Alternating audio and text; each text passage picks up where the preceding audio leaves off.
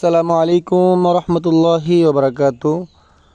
সম্মানিত ভাই ও বোনেরা, দেশ এবং দেশের বাইরে থেকে যারা অনলাইনের মাধ্যমে পবিত্র কোরআনুল কারিমের বিশুদ্ধ তেলাওয়াত শিখতে চান, তাদের জন্য আমাদের অনলাইন ক্লাসের আজকের দ্বিতীয় পর্ব।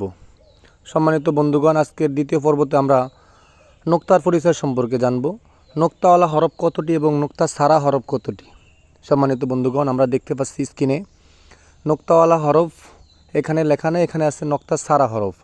নোক্তা সারা হরফ হলো 14টি। নোক্তা কাহাকে বলে?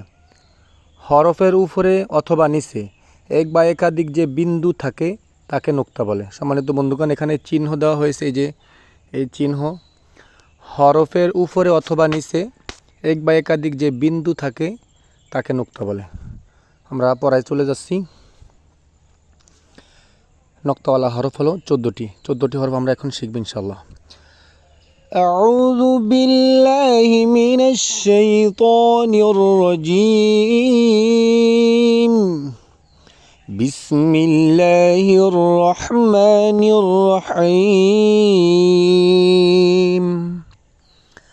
ألف حاء دال راء سين صاد طاء عين كاف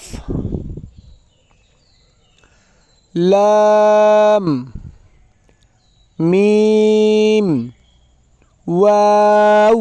এই ওয়াও হরফটি একটু লেদা বাচ্চাদের মতো, লেদা বাচ্চারা যেভাবে কান্না করে ওইভাবে ওয়াও। হা, এটা স্বাভাবিক। হা হলকের শুরু থেকে। হামজা হামজা। আলহামদুলিল্লাহ।